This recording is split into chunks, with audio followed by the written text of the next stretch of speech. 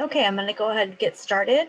Welcome everybody to the Los Altos Hills, I'm going to call it, and Los Altos CERT Skills Day orientation. We decided to do a dual group here, but I think that Los Altos wins the award for the most attendees for this. Woohoo! I'll take my one. Thank you, Stephanie Goldman, for for being my one. So tonight is just going to pretty much take the place of doing a second skills day. A lot of the information that they were requiring us to do on a separate skills day really is something that's just more of a chat and an update on some items. So a lot of the hybrid CERT programs are pivoting to doing a Zoom orientation for those items that we can just discuss. That way we don't have to drag you out for 2 long days. I know that this has been kind of a different way to do the CERT program. We will be having, hopefully in the fall, another like an in-person, also probably a hybrid version if someone wants to take it, and another skills day as well. So just, I know there's some people who started the course and may want to come on. If you have friends that were doing it, maybe couldn't get it done, we are going to have it again. So I have with me tonight some awesome people that I work with. First one is Marcia Hovey.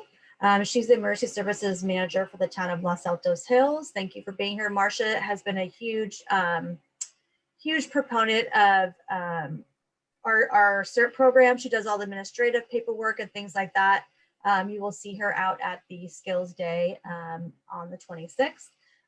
My second coworker is Ann Heppenstall. She is the Emergency Preparedness Coordinator for the City of Los Altos. And then myself, Victoria Beebe. I've met a lot of you already, but nice to see you all here. I'm the Teen CERT Program Manager, also CERT Program. Sorry, this was kind of geared towards teens and I was trying to change it around, so sorry. But also regular CERT Program Manager of Los Altos Hills County Fire District is where I work. So we're going to kind of share the instructions so you don't have to listen to me. I'm sorry, I'm on hour 13 of the day today. So I'm hoping that Marcia and Ann can pull me out of my trying to wake up here. So the first person to talk will be Marcia Hovey. She's going to go over some CERT plans for Los Altos Hills for those of us that are here, and then describe sort of how we kind of train our individuals and mobilize in our jurisdiction. And then Ann can step in and talk about Los Altos when it's her turn. All right, without further ado, I'm going to stop sharing and let Marcia share her screen.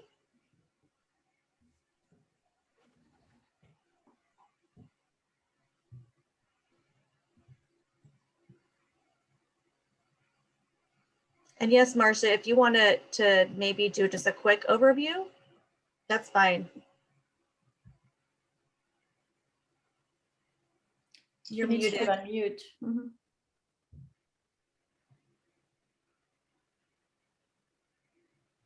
I think you're on whiteboard too.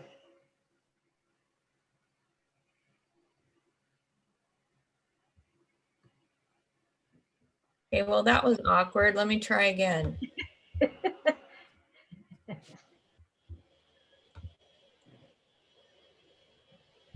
All right. Okay. Good evening, everyone. I'm Marcia Hovey. I have been the consulting emergency manager for the town of Los Altos Hills for the last 10 years. The end of this month is my last day of actually working for them. But I already told Victoria I will still be around and happy to help. CERT is one of my passions. Before I started consulting, which has been 11 years ago now, I was the emergency manager for the city of Cupertino for 10 years. And running their CERT program was one of the most rewarding parts of my job. I really think that grassroots preparedness is the smartest way to have a community be ready for disasters. And just having the awareness makes you so much better prepared. But congratulations for getting through a virtual class. I guarantee you it's going to be more fun from here on out. It's CERT is really fun. It's lots of hands-on, and I really think that you're going to enjoy it. So I'm going to go through this pretty quickly because I think only one Los Altos Hills person is here. That being said, because our towns and our city are so close together, we will probably train together and possibly respond together if something happens in one jurisdiction or the other. So it's still good to know. You will get more of the details as you continue training, but so I'm just going to go as fast as I can possibly talk. So these are the top 10 hazards for the town: earthquake, fire, cyber, power outage, loss of the town hall itself, which would be a devastating blow to us, loss of water, high winds, extreme heat, loss of sanitary sewer, landslides, and loss of landlines or cell phone coverage. That last one, it's becoming more of an issue now because of the potential for public safety power shutoffs. And if we have to go multiple days, if we do get a heat wave where the power shut off for, say, 5 days, it's possible that we would lose landlines and have to have another way to alert you. Landlines and cell phones, we'd have to have another way to alert you if there was a fire. And so we do have some answers for that. This isn't the right day to cover it, though. The town's responsibility to develop and maintain plans, to make sure staff are trained to carry them out, to manage the local emergency response. All disasters are local, which means that even if the federal government comes in, the ownership of the disaster and the coordination responsibilities still fall to the local jurisdiction.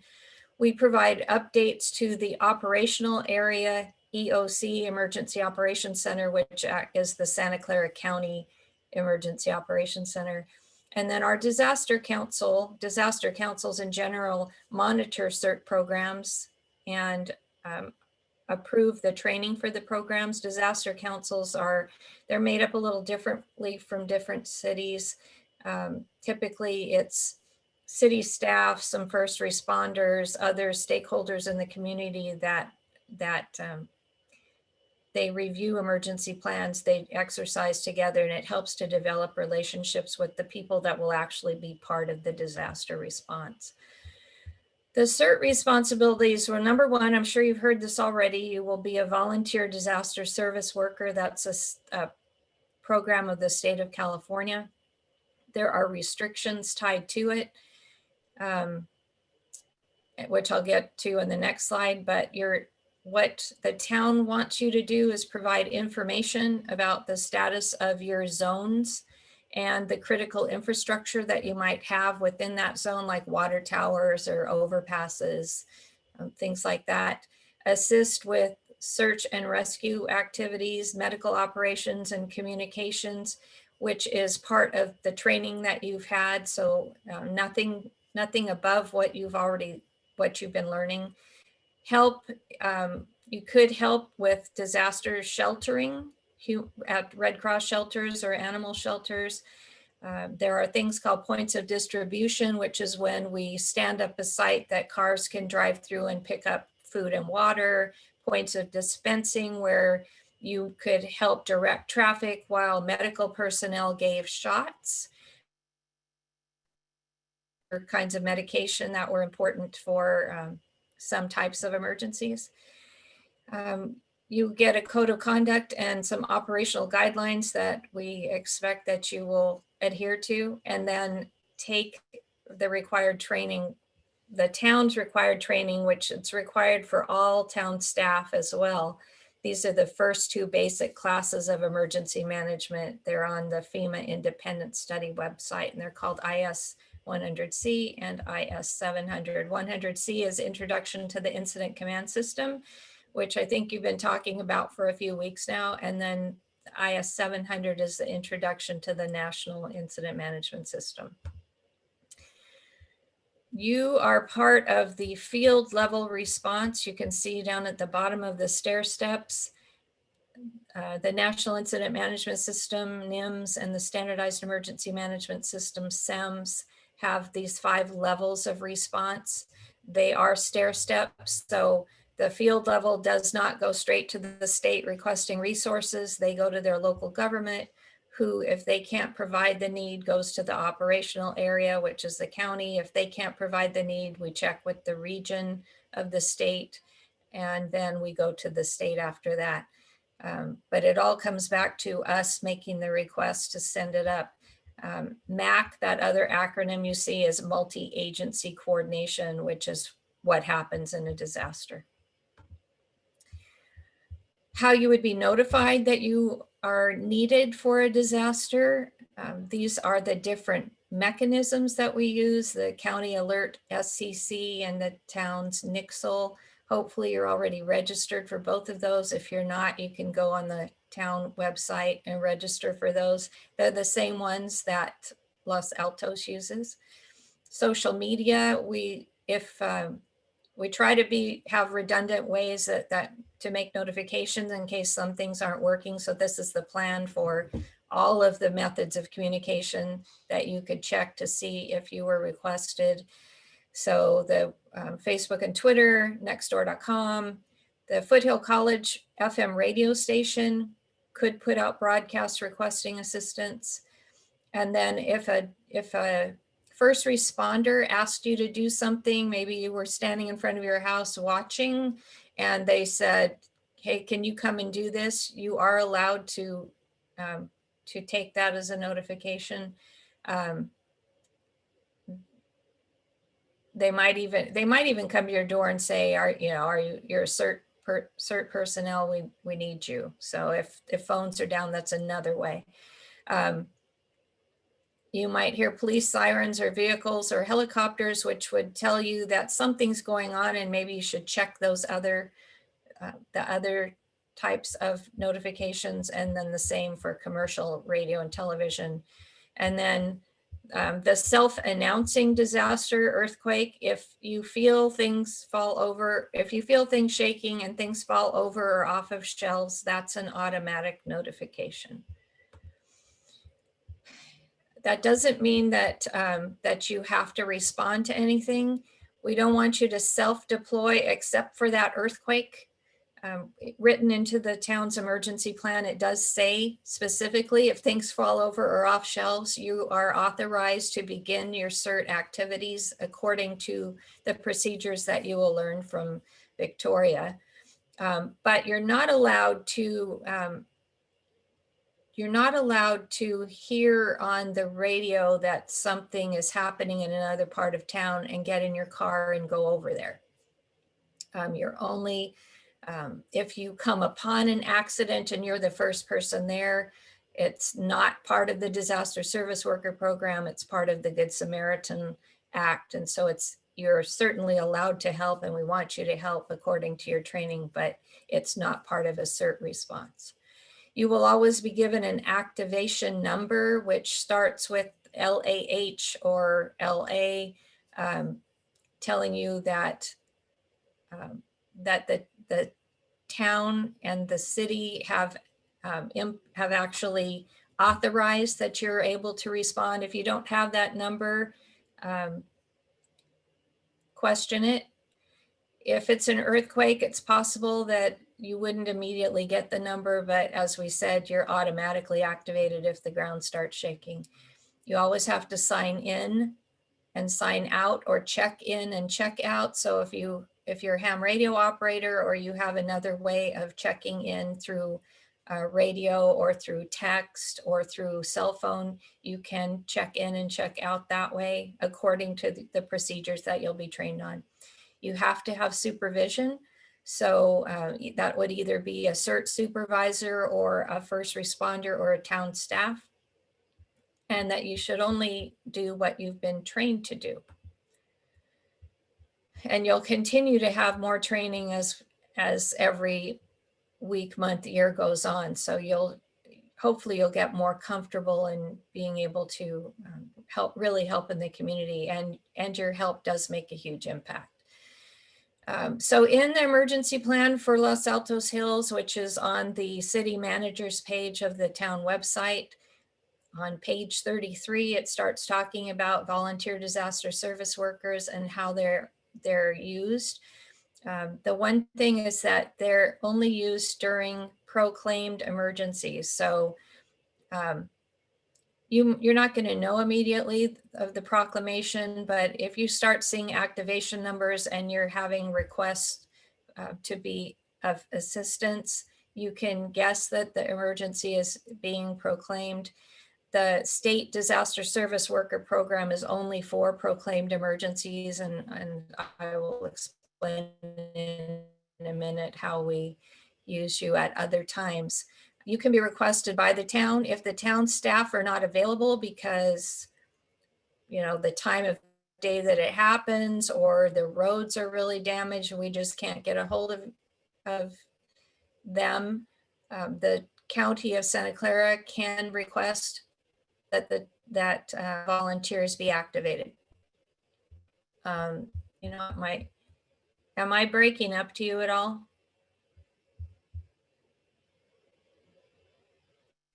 A little bit, but Yeah, a little bit. I forgot that I'm gonna, okay, now I just lost it all. Let me just turn off my video real quick. This happened to me earlier today too. So let me just turn it off. Okay. Move this out of the way. Start it again. Okay. There it is. Okay, you can see it now. Okay, so city government and county government can request you if you observe, and this is wording straight out of the state guidance, if you observe an imminent threat of extreme peril or the need to mitigate a potential imminent threat to life, property, or the environment, when time is of the essence, this policy then allows you to take action after. So it is the time is of the essence part. So you see something and you have time to make a phone call to confirm that you're needed, then you should make the phone call. But if it's something where you need to take immediate action, like somebody's on the ground bleeding and you want to control the bleeding, you're authorized to do that in these big emergencies. As I said, if you see things fall over off shelves, this is an approved activation. And then you can be directly requested by any first responders. Now, first responders, they might ask you to do things that are outside your training, like help carry sandbags or help move a fire hose, you know, help in many different ways. If they ask you to do it and you feel comfortable doing it, you can, even if it's outside the scope of your training. But you also have the right to say, no, I'm not comfortable doing that. So acting within the scope of your duties, which is what I just said. Now, you're considered to be within the scope if the town has asked you to do something and you're performing within your CERT training. You have to be supervised, like I said, by a CERT supervisor or one of these other first responder organizations. And at that time, you have special protections from the state of California, giving you the same degree of immunity from lawsuits and protection against making mistakes as any other government employee or any first responder.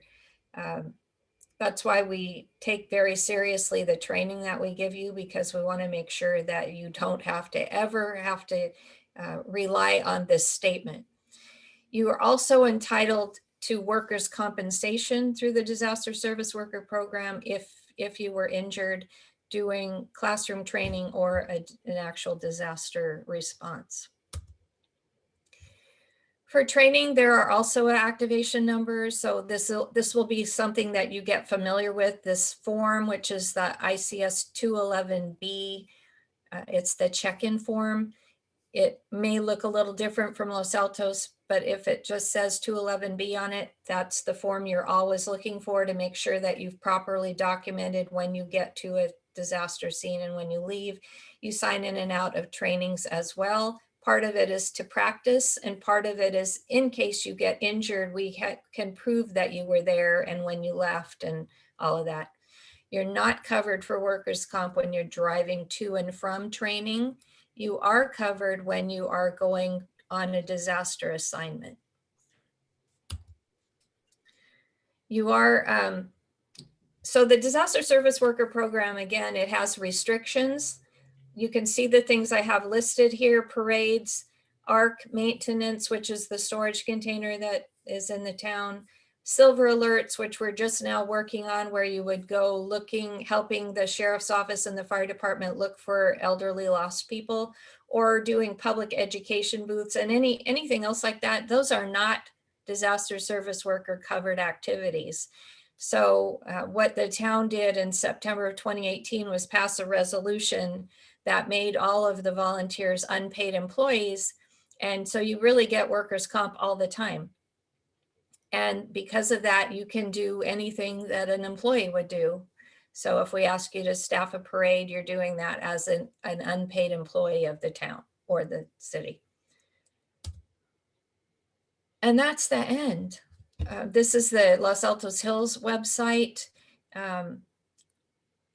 If you click on the homepage, you click on in case of emergency, and then it takes you to this laundry list of different preparedness information that we have available for you, including emergency updates. So you could kind of keep track of what's going on if you hadn't been deployed, but you can see that things are happening, kind of like COVID, where nobody got to respond, but all this stuff was happening. Again, any questions for me? The only question I see, I think, is more of an and answer. I think I know what the answer is, but once we're CERTs, this is a Los Altos person, who keeps track of our training days records? As a reference, being a ham radio operator, the training records for a ham communicator are kept by the SPECS organization in Santa Clara County. Well, I presume that's Jeff. Yeah, it's Jeff. The most important thing is to track your own. I do attempt to track it, but usually people don't tell me, and so then I don't know. We currently do not have a real good way to track training. In each jurisdiction, you do it a little bit differently. For Los Altos, once you've trained as a CERT and you've joined the CERT team by becoming a disaster service worker volunteer, you're in. I guess I'll leave it at that. Some places you need to get an annual renewal and things like that, but I'm not doing that at this time. That said, you're smart to do annual training. You're smart to keep up your skills, because if something happened and you're out in the field trying to help someone and you don't know how, you'll think, oh, I wish I had gone to that class. So. Yep, there's always that. Yeah. For the hills, if you take IS 100 and 700, they will email you a certificate. Just email us the certificate. We have HR records and keep them for each person. So any official training like that we have a spreadsheet and we document it. And then Victoria keeps track of training as well. And some of the CERT volunteers help her do that, but she also keeps all of the sign-in sheets for a period of time that I don't remember what we decided, 3 years. And I sure try to, but I find that people end up not telling me they took the class. So yeah, well, and there's that. So it really is important to let us know. We're trying to, we've tried off and on to create a sticker program, so that when you take certain specific trainings for the first time, you get a sticker that says it, so it's on your badge. It's a quick way to identify in a disaster who's had what training. So, but anytime anybody feels like they're really good at documentation, we'll take you as a volunteer to help with documentation too.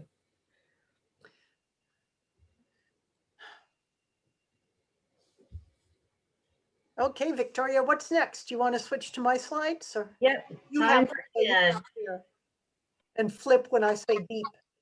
Yes, okay. Beep. I'm gonna go back to the one before. There we go. Okay, so Oh, so this is all the stuff you wanted me to talk about tonight. Okay, great. So we had the intro to Los Altos Hills. Most people on the call tonight are Los Altos people. I'm so happy. And I see familiar names and I'm so happy to see you. So when you finish your CERT training, Trevor Longbottom is the CERT representative to the Los Altos Prepares program, to our steering committee. So Trevor will be organizing something. Typically, there's a little chat after the skills day, and typically the volunteers will put on like a little orientation, and they'll try and clue you into the processes that we do in Los Altos, which are remarkably similar and yet somewhat different from Los Altos Hills. So we'll let that be covered there. There are other opportunities to get involved, and then I'll talk about PPE a little bit and hazardous waste stuff. So go ahead, beep, for the next slide. So, you know, Jeff mentioned training. So this local CERT programs, we all offer training, right? So you're wrapping up your basic training, your what we call our CERT Academy. And of course, you take it and you're like, yay, I know how to do this. And then no earthquake happens. I mean, I'm not disappointed, but I'm disappointed. Wow, what do I do? So we want to make sure that you have an opportunity to practice your skills and to keep up your skills, to expand your skills. So in Los Altos, we have our Los Altos Prepares program, which is our community emergency preparedness program. And we have some volunteer-led webinars and drills.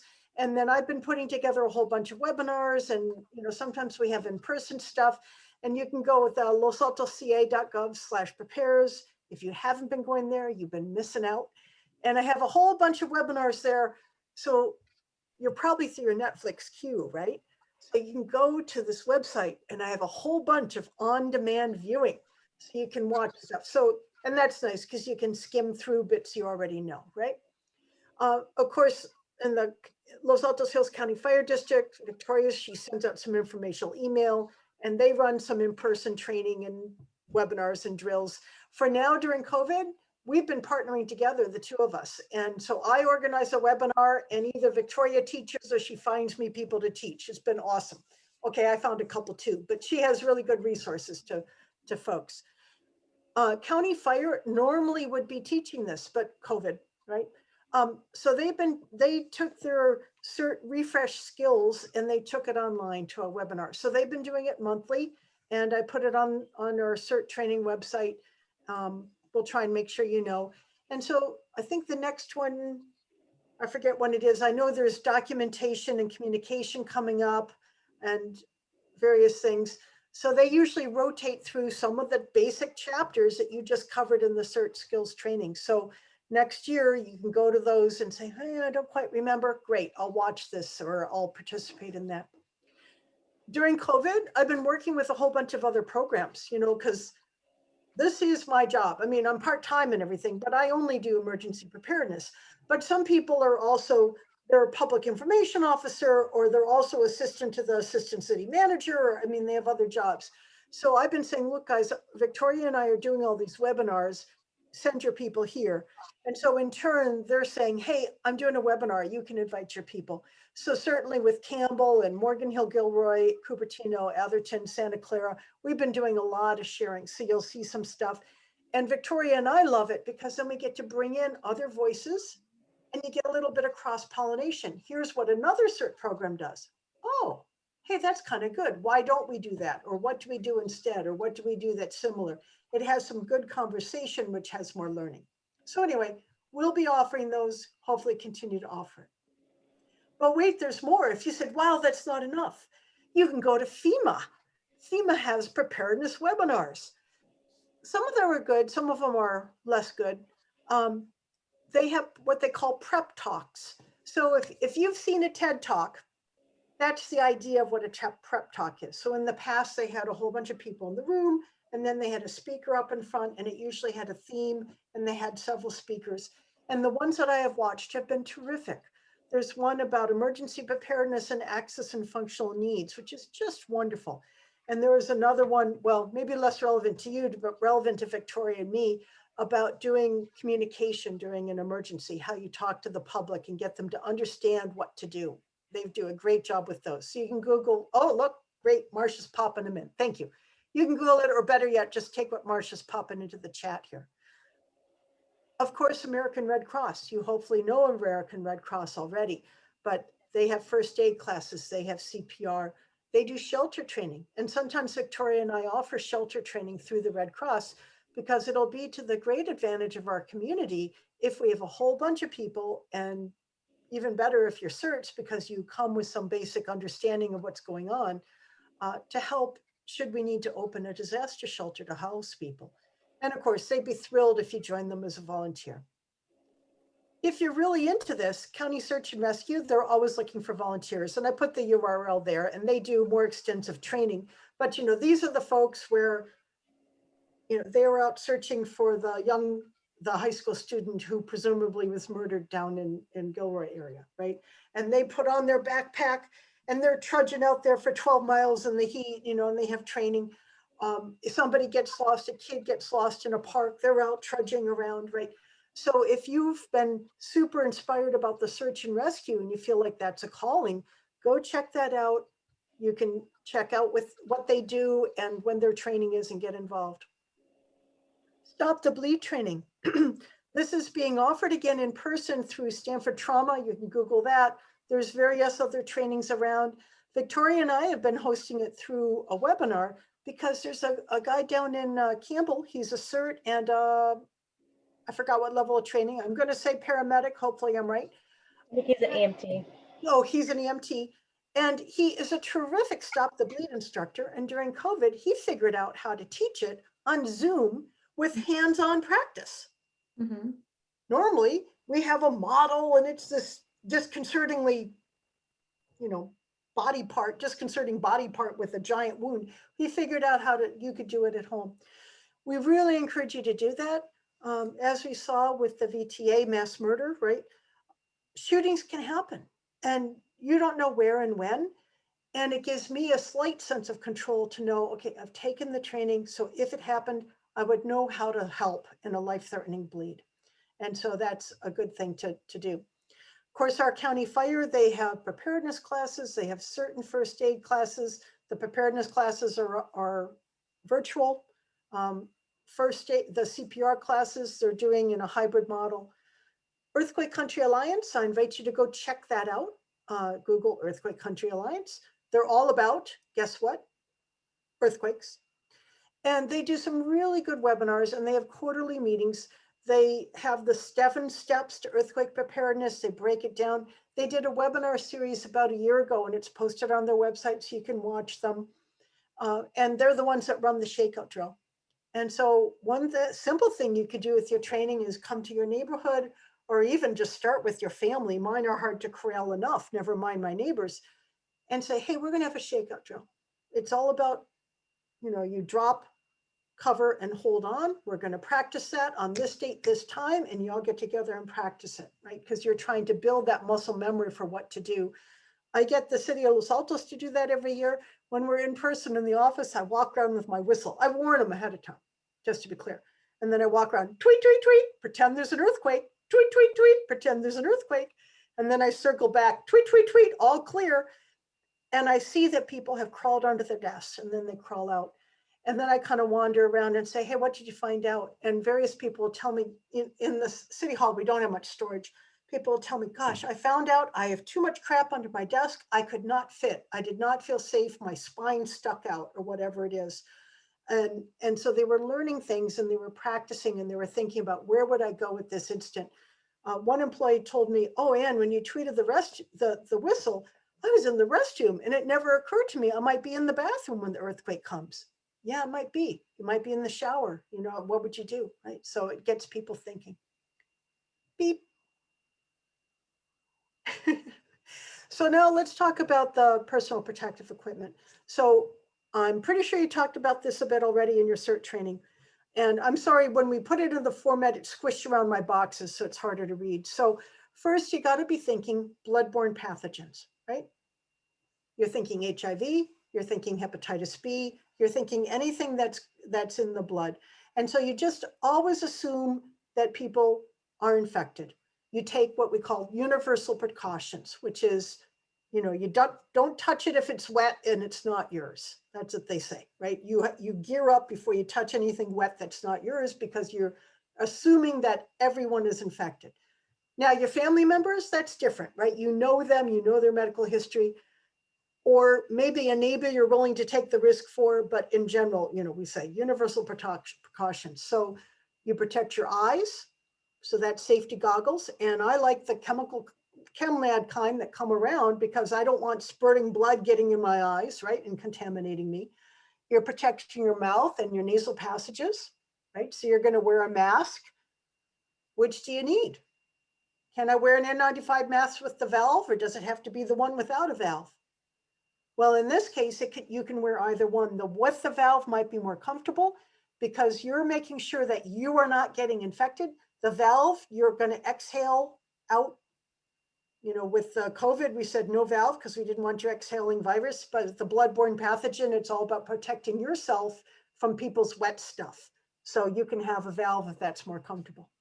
And of course, your skin. You want to wear medical gloves. You want to protect any cracks or cuts in your hands, keep the wet stuff off. So think about those. Beep. Airborne viruses, you should be experts in this, right? Because we've all been living COVID. So again, let's just pause and ask some questions, right? Which kind of valve do you need? I mean, which kind of mask do you need? Well, I gave you the hint a minute ago, right? The N95 with the valve, yeah, it's going to protect you, but it's not protecting those around you. You want an N95 that does not have a vent, so that it's keeping all your gross viruses inside, right? Can I get by with a face shield? No, because the air can go around it, right? If you want to wear a face shield, go for it, but wear the N95 mask underneath it. Do I need safety goggles? Well, you can wear them if you want to, but you don't need to, right? We saw with the airborne viruses, that was not a concern. What we're concerned about with the eyes is if you have it on your hands and then you're rubbing your eyes, right? And you're transmitting it that way into your mucous membranes. So you want to protect your mouth and your nasal passages with the N95 mask. As we've seen, nowadays we wear a surgical mask, but I'm thinking if I'm around someone that might be contaminated, again, I'm going to take universal precautions and wear the N95 mask. And then the hand sanitizer, right? You keep your hands clean to keep the viruses off, so that I can't go and, put them in my mouth, my nose, my eyes as I touch my face. Next slide, please. And then, of course, in the case of an earthquake or after a wildfire, you're thinking smoke, you're thinking dust and debris. So again, you're going to be protecting your mouth and nasal passages. The N95 mask could do a great job with any kind of dust or with smoke. And with the valve, it might be more comfortable. Again, you're not as worried about protecting people around you. You're worried about protecting your own lungs from the dust and the smoke. We recommend the hard hat. If after an earthquake, things will be loose, they could fall. We want to keep, the thing that holds your brain, we want to keep that together, right? Safety goggles.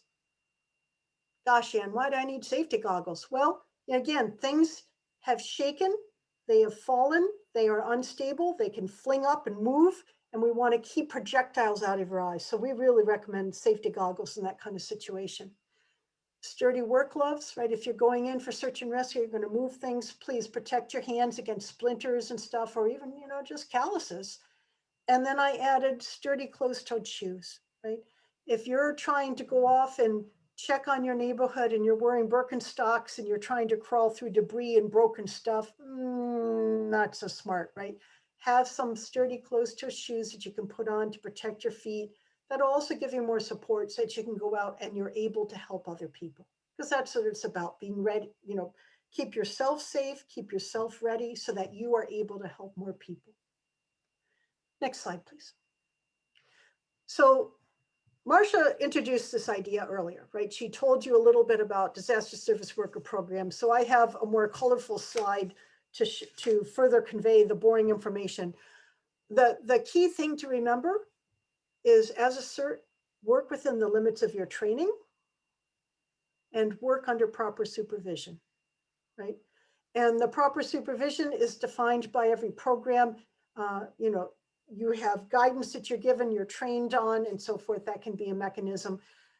If I'm trained as a CERT, I've taken the CERT class. I'm not trained to, I don't know, put in an airway, right? Or give insulin or anything like that. No, that's beyond the limits of my training. No, no.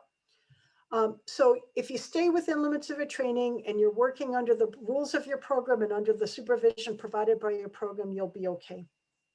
So the California Disaster Service Worker Program, it's a big deal. You have to meet certain qualifications to qualify for it. One of them is you have to swear in as a disaster service worker volunteer. So when you guys graduate, you're all going to be CERT trained individuals, but you may not yet be a member of the CERT team. So for Los Altos CERT, I swear you in, I have you do a background check, and we'll give you some equipment and stuff. You'll be a member of the CERT team, but unless you're doing that, you're just a CERT trained person out in the neighborhood, right? The Disaster Service Worker Volunteer Program, Marcia talked about the workers' compensation benefit. It's important to the city that we meet the rules because we don't want to pay your workers' comp claim. We want the state to do it, right? So we can transfer that risk to the state. The part that's absolutely vital to you is liability protection. So as a homeowner in Los Altos, I am very, very interested in having liability protection before I go out and I help as a volunteer. I'm going to want to know that I have proper protection because I sure wouldn't want to lose my house while I was trying to help my neighbors, right? So the Disaster Service Worker Volunteer Program provides that protection. In Los Altos Hills, Marcia talked about that. They have coverage as if you're an unpaid employee. In the city of Los Altos, there can be some workers' compensation as a volunteer as well, but we really want you signed up as a disaster service worker volunteer. You have additional protections under the Good Samaritan law. You're in an emergent situation, you're acting in good faith. I wouldn't want to test it in court, but it's in another layer of protection. And then the other layer of protection, federal law, there's a Volunteer Protection Act. So if you want to know more, check with your attorney, go read it yourself. But these are the basic umbrellas that cover you. But again, stay within limits of your training. Was that my last slide, Victoria? I forgot if I had one more. Oh, I do have one more. Oh, good. I get to talk more. Okay, so I have two more technically. I was also to talk about hazardous materials. So hopefully you know this slide already because I'm talking about normal times, right? Today things are running, everything's fine, right? If you have household hazardous waste, I had some Roundup I didn't want anymore. Well, I can't pour it down the drain safely. I can't throw it in the trash safely. What do? I take it to the county drop-off events. And it's super easy. You just Google Santa Clara County household hazardous waste. They have drop-offs all the time. And you just drive up and they unload it and they will responsibly dispose of it. If you have unused paint, I think you can do it through that program as well, but even easier, go to paintcare.org. I found there was a Kelly Moore store real near me that's participating. I went in and said, excuse me, what do I do with recycled paint? He says, oh, let me come on out and help you. And he picked it all up out of my trunk and whisked it away. Yay. Medications. Hopefully everybody knows, don't throw them in the trash. Don't flush them down the toilet. We keep hearing about in the wastewater stream, they can detect birth control medications, they can detect antibiotics, they can detect all kinds of stuff because people have done that. That's not a responsible thing to do. The wastewater treatment plant does not take those chemicals out of the water stream. In Los Altos, we have a drop-off bin in the Los Altos Police Department. Right now, our lobby is closed for walk-in, but you just call them on the little phone right outside, tell them I want to drop it off, and they'll help you say you can put it in the bin. There are other sites, and periodically you'll see stuff in the papers, so-and-so's having a drive or whatever. But I know our police department, it's there all the time. If you have sharps, particularly someone who's a user of insulin, dispose of those properly as well. And batteries, don't put those in the trash. That's going to leach. It's going to be a bad scene. You can recycle them in the city of Los Altos with Mission Trail. You can call them to find out how, but the gist of it is you put them in a Ziploc bag and put it on top of your recycle bin on your pickup day. And there's a drop-off bin for batteries at Los Altos Library lobby and probably other places too. Those are just the two I knew about. Next slide. But, and when I'm called out as a CERT, it's not normal times. What do we do then? Well, you're also going to have additional waste besides these. I don't have another slide for you. Oh, that's right. You didn't have that one, right? Okay. Well, Do you anyway, want me in to? the not normal times, right? If we have an earthquake, if we have the power outage, you know, the world is disrupted. Of course, they're not going to run the county drop-off events. Well, you know, you don't want to just throw them away or something. So you're going to probably have to set aside any hazardous waste. Hopefully you're not having a lot, but maybe people are cleaning out their houses because in the earthquake, they're trying to get stuff out, or you're trying to move things away from a potential fire hazard. You're going to want to put those together so that you can dispose of them safely when you're able to. You're likely to have biohazard, right? You're going to have bloody things, right? You may have other, shall I say, wet stuff from people. You may or may not have a safe way to dispose of it at that time. We want people to put it in a biohazard bag. You may or may not have that right at the time. So you're going to have to figure out a place that you can stow that until you can safely and responsibly dispose of it, keep people away from the hazard until such time as you're able to get a biohazard bag and put it into the waste stream in the responsible manner. And you're going to have to work with your EOC, because I can't tell you how we'll do that, because I can't tell you what the event will be like. So you'll get some direction through your CERT team, which will probably be connecting to the EOC, which is probably getting it from the county EOC to say, okay, here's what we're going to do. Here's how we're going to handle this. Were there any questions along the way or anything people want to know about? What are sharps? Think needles, you know, like if you're someone who uses insulin, that's a very common sharp that people have. If you go in the restroom at the San Jose airport in the ladies' room, which terminal is that? I don't remember. They always have a bin there in the bathroom area, and it says sharps near the sink. And so basically people who are using those, of course, you don't want to take a needle and throw it in the trash because bloodborne pathogen, right? Somebody emptying the trash doesn't know there's a needle, they can get stuck. Even if you are not carrying a bloodborne pathogen, it would be terribly frightening for an individual. So you always have to dispose of those responsibly. Cool. And again, you know, Trevor Longbottom is our contact for the Los Altos CERT team, and he will be working with other volunteers to put together an orientation for the new Los Altos CERT so that you understand, here's how you get started on things, and here's what our forms and documentation look like, you know, and all that good stuff. Thanks so much for your attention. I look forward to seeing those of you I don't yet know in person. Awesome. Thank you, Anna. Thank you, Marcia. Really appreciate all of the important information that we're giving out today. We'll also be doing for LAH some orientation as well. So you guys will get, you know, you'll hear this a couple more times. It's just us trying to get you through the program here. So we'll definitely. And since there's a lot of steps, we think the more times you hear it, the more it sticks, right? So yep. Hopefully you got it the first time and are bored every time thereafter. But I find every time I listen to the procedures, I learn one more darn thing. So hopefully you'll have that experience too. Agreed. Okay, well, thank you, Marcia and Ann. If you guys want to hang out, that's fine. If you want to go have a cup of tea and go chill out, that's fine too. Thank you, guys. Okay, moving on. So now you get to listen to me for the rest of the night. I apologize. So what we're going to do now is talk a little bit about documentation. Now we have, as you have probably seen,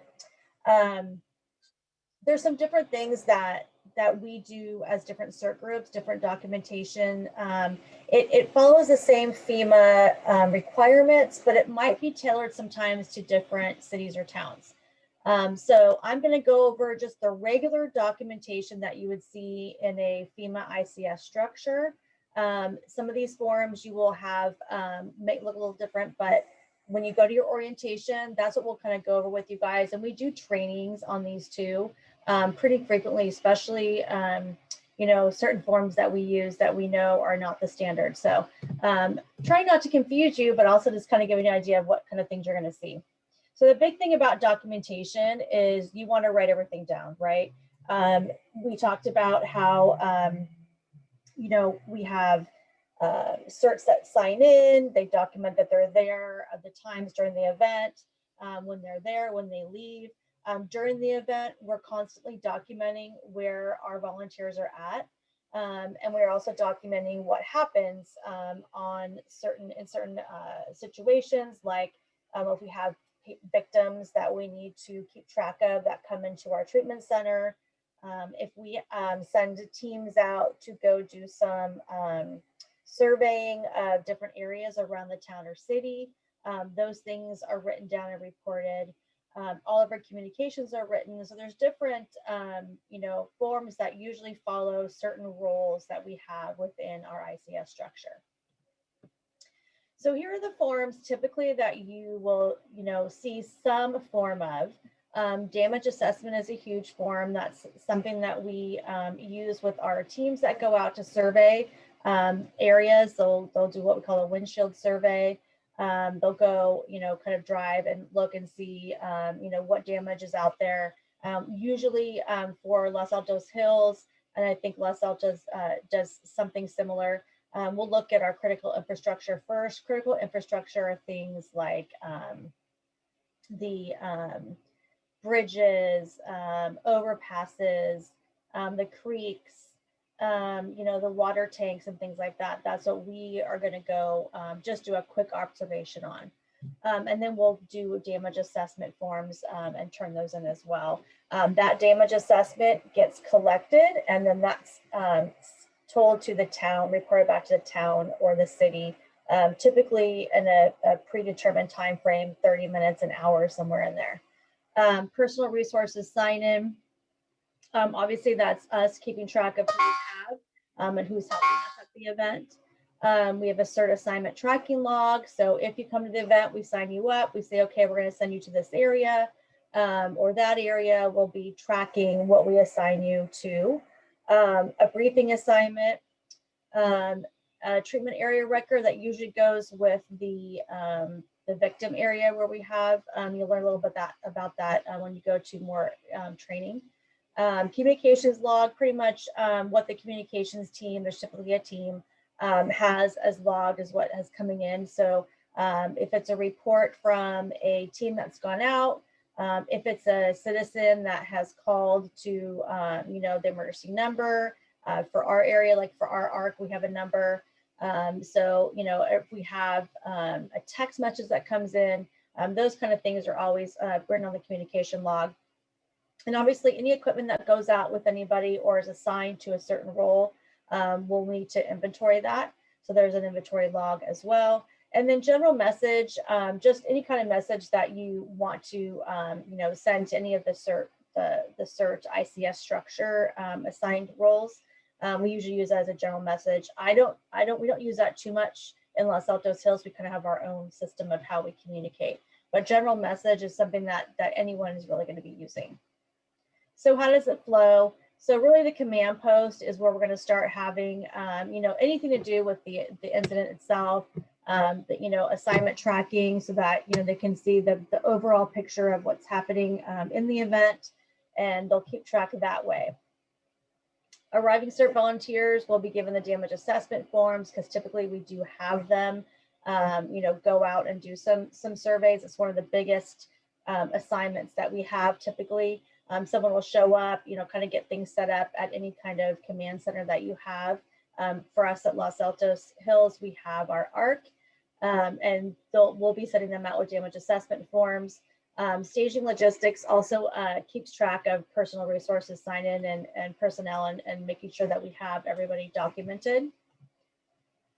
A lot of the briefings that happens usually within the command structure. So the incident commander, operations, planning, logistics, staging. Those are the areas of the main operation of an ICS structure. Those functional teams will be involved in briefings with the command post area. Our victim treatment area. So typically we'll set up an area where we put victims that come in either from the teams that bring them in or drop off, people dropping victims off. In our instance, we have our emergency container right next to the fire station. And a lot of people don't know where our emergency container is, but they know where the fire station is. They can pretty much guess that in an emergency, if people don't really know where to go, they're probably going to go to areas like a fire station or even town hall or somewhere where they know they can find somebody. As we talked about, equipment logs and then our communications log. Those are typically what we see as documents in the event. Like I said, it will change depending on the city or town. We're really trying to, as a group, as a whole for Santa Clara County, get ourselves more on a kind of a unified process. One of the things we're working on, just kind of a little cool thing, is damage assessment on a phone. Basically, it's a map, and you can map where you're at and what you're seeing as damage assessment, and that goes on to it's like a GIS map, and that will update to the command center. And then we can share our maps, interchange them with other cities and towns as well. So if we have a large event, then we could all pretty much see what's going on in different parts of the county. So kind of cool things are coming up. I think CERT and as a whole is trying to move forward in technology. I mean, this program, as you guys have learned, started back in the early 70s. So there's a lot of things that we're trying to do to make it a little bit more user friendly and not have to use so much paper. So one of the things we talked about was having victims. One of the things I wanted to go over really quickly is triage. So in the event that you are called out to come help, one of the roles that you may have is in the medical ops area. And part of that medical ops area is, sorry, I'm getting tons of emails, sorry about that, is doing triage. So typically when we talk about triage, it's the first thing you do as a responder in disaster. Typically we use triage in an MCI situation. And MCI is pretty much when the amount of victims outweighs the rescuers, or in this county, between 5 and 10 victims really is what we consider a level 1 MCI.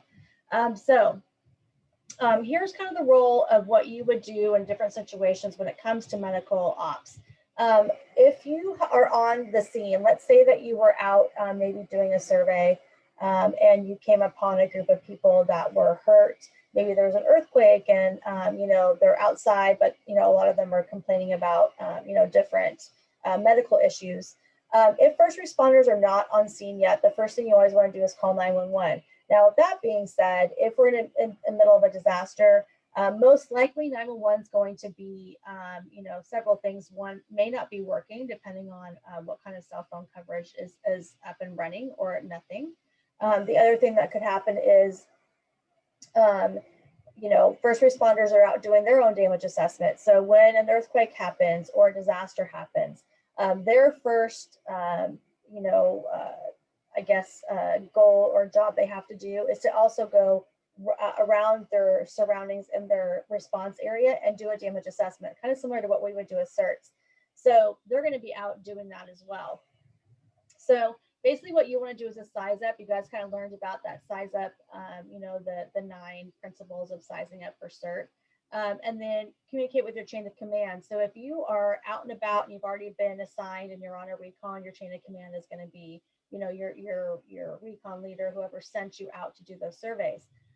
If there's not an event yet, like sometimes I know people have said like, oh, I was on my way to, to the ARC or to my emergency area and I came upon this. So obviously at this point, if you don't have a ham radio or a way to communicate, you're going to have to do the best you can. If you are there by yourself and you want to start, looking at triaging, that would be my suggestion. So basically, you're going to start triage procedures. I'm going to talk about how to do that in a minute. When first responders arrive, hopefully they will arrive at some point. You want to be very concise in what you've been doing. Understand that they may not listen. I come from an EMS background, and I've been in and out of EMS in the county for about 20 years. I'd like to say that we all handle situations really well, but we don't always. So just, understand that they may be very overwhelmed, and, you might be the 50th call in a, 4-hour period, and they might not have the patience that you would hope. But, offer assistance. They may actually leave the area. They may feel like, they might have you stand aside. But just be ready to kind of give them an update on what you've already done. If they're already on scene, and let's say that you've gone, some people just happen upon accident sometimes, or part of the survey, you're out there and you come upon some first responders that, you want to see if they need some assistance. Obviously, if they're on scene, our biggest thing is, it's always a good idea to not go up to people who are actively working on patients or actively doing something. There's typically a person in charge that is in charge of the scene. Incident commander is what they're called. The IC, you guys learned about that in your ICS training. So that person typically is by a vehicle or in an area that's probably a little bit away from the actual event area. And they would be the person that you would probably want to start with and just say, hey, I'm here, I'm Victoria, I'm a CERT, we're out here doing a survey, or maybe, hey, I was out driving, I saw you guys, you guys, do you need any help? If you already see a CERT there, then obviously you're gonna, check in with them. But, usually what we try and do is, have the first person on the scene kind of become the IC of the CERT, and kind of run any more subsequent CERTs that come into the area, and work with obviously the incident commander of the actual event, which is typically going to be a fire battalion chief or a fire captain. Some of the roles they may ask you to help with. Typically, if we have a scene where we have multiple victims, we're not going to be moving those victims unless we have to as a safety issue. So we'll just start setting up a medical area, treatment area in that same vicinity. So we may ask you to help, they may ask you to help set up some treatment areas, and we'll talk about that in a little bit. Grab some supplies, distribute supplies to people, help them document, and then any kind of communication or coordination. Those are some things that, you can safely assume that you will probably be asked to do if they need your help. Some things that you want to think about, even if you're by yourself or even if fire's already there, you want to make sure that, you're patient and you are in a safe environment to administer care. So I would say, if you're by yourself and you don't have people to kind of run things by, I would kind of ask myself some questions. Do I feel safe here? Is this, somewhere where, if I leave and move to a safer location, can I do that safely with the victim, or can I stay safely and provide care immediately? And then, can I take somebody with me? If I leave, can I take that person with me? That's definitely some things that you want to consider before you go into a scene. We talked about PPE, right? Wearing your personal protective equipment. That's another thing that you want to definitely be putting on as well. So as you're kind of sizing up the scene, you could be pulling out your PPE, putting on your gloves, putting on your goggles, your mask, really kind of getting yourself, ready to go in that respect. And then you can make the decision of whether you want to proceed into the area. So safety is always number one. You always want to be aware of your surroundings, look high, low, to your left and right, really look before you go rushing in somewhere. The last thing that we want to do is have you become a victim too. So if you decide, okay, I've got my PPE on, I feel safe, there's still nobody here, but I really want to, see what's going on and see if I can help. So, approaching the patient, you're going to learn this in your skills as well, but I wanted to kind of, it makes sense to kind of start at the beginning of how things work. So, You know, be sure the patient can see you. A good rule of thumb is that if you approach somebody, you know, you want to kind of see what they're doing, what their demeanor is, kind of how they're generally, you know, acting. Typically people that are engaged and alert and oriented will look at you when you walk in, or, you know, look up to the sound of your voice. If people don't do that, you know, you can start thinking, okay, something maybe not right here with this victim. Always tell people who you are. Hi, I'm Victoria. You know, I'm from the Los Altos Hills County Fire District, you know, CERT program. You know, can I help you? You know, you always want to get consent before you start putting your hands on anybody, right? Obviously, if they're unconscious, that's going to be a little difficult. So we do treat based on what we call implied consent, which means that if that person could wake up and say, hey, you know, please help me, that your assumption is that they would want you to help them. Obviously, we've got some other things to think about. You know, cultural differences are always, you know, things to be aware of, and respect patient privacy. You know, there's different things you can do when it comes to patient privacy and cultural differences. It all comes down though really to be just, you know, cognizant of what your scene is like, who your patient is, you know, patient privacy. We don't usually, you know, discuss patient's disposition or anything with other people, right? We want to be really, really private with that. If you have somebody who maybe has some clothes missing, you know, you might consider putting a blanket over them or something like that. I've also in different situations where I've had a large group of people and, you know, patients that are missing some clothing, I will have the people stand in a circle around that victim and then face outwards. So basically their backs are to the victim and they're creating kind of a circle. I've done that quite a few times and it works really well. It protects the patient and makes them, you know, less anxious when they know that there's not people staring at them. So really what we're looking for when we also approach the patient is, you know, we're going to look for life-threatening conditions. If you're by yourself and you have multiple victims, you want to do the greatest good for the greatest number. That's the CERT kind of mission and motto. So really, you know, there's a couple things that you can do in the triage realm or in the first kind of assessment you do of the group of people that you're treating. You know, there's two things that we actually will perform as part of a quick treatment. And that is life-threatening conditions of airway and uncontrolled bleeding. So any kind of airway issue. So we'll go over that in a second, but just, you know, kind of in your mind, think, okay, as I approach my victim, I'm talking to them, I'm asking them if it's okay if I can help them. And I'm kind of looking at their demeanor. I'm looking at their skin color too. Pink, warm, and dry is kind of what we all are right now. If somebody is gray or pale, really pale, or they have blue lips, those kind of things, you know, you're going to start thinking this is kind of a big sick, not a little sick, right? So the next thing you want to look for is blood.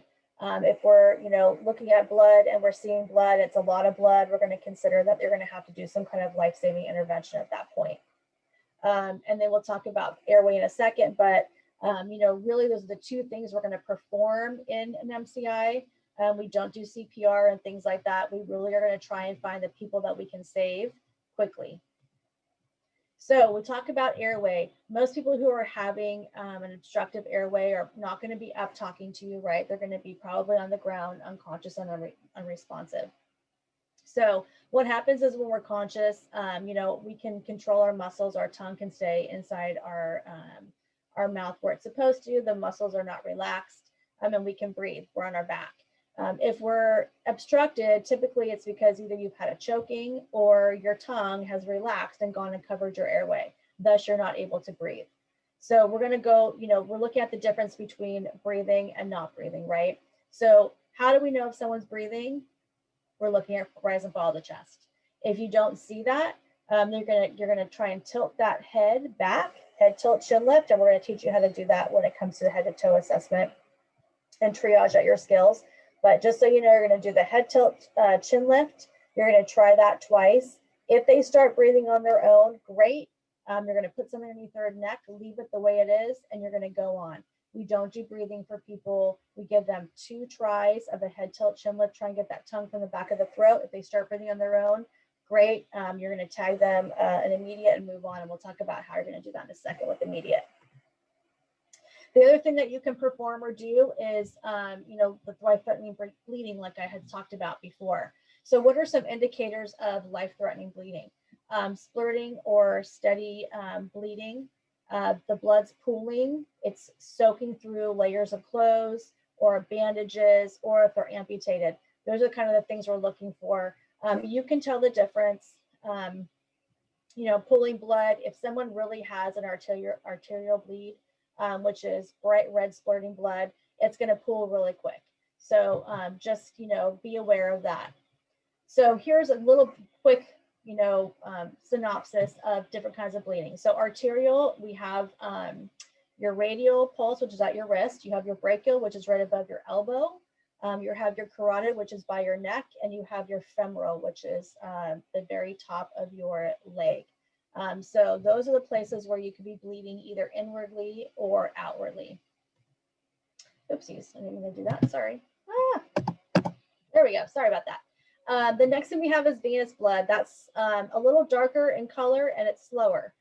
Capillary, it's just almost like if you have road rash, it's kind of like the very top of your skin where your capillaries are. It doesn't bleed a whole lot and it's really not life-threatening. What we're looking for really with life-threatening is their arterial bleeding, which is the splurting bright red blood. So just a little quick thing on that. So arteries, they take blood from blood under high pressure. So that's why they're quickly pulsing out. Veins, they transport the blood under low pressure. That's why you have a slow flow.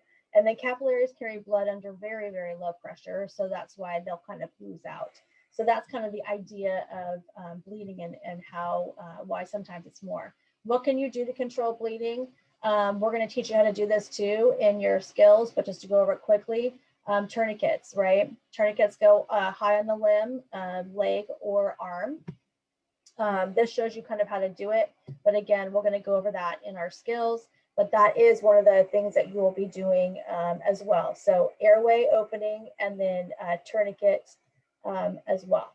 So after we kind of look for those things and we know we can treat those 2 things, really how we're going to figure out what to put in the category for these people is this. So triage. Triage means to sort. So your job is going to be to go to your, let's say you have 6 victims, go to each of those victims and do a quick 30-second assessment on them. So what do we look for? So we look for all the things we talked about before. I always look for blood first, but if you don't see that or you need to do more, right, we're going to do the head tilt chin lift. But basically you're going to check for respiration, pulse, and mental status. When we talk about respirations, we talked about how to look at that, right? Look for rise and fall of the chest. If someone's conscious, but they're breathing fast, you're going to want to take a really quick, kind of mathematical look at how fast they're going. Normal adults breathe between 12 and 20 times a minute. If you have somebody who's really huffing and puffing, you want to kind of just watch the respirations for about 10 seconds and then times that by 6. If it's over 30 times, then you're going to definitely want to put them in the red category or immediate.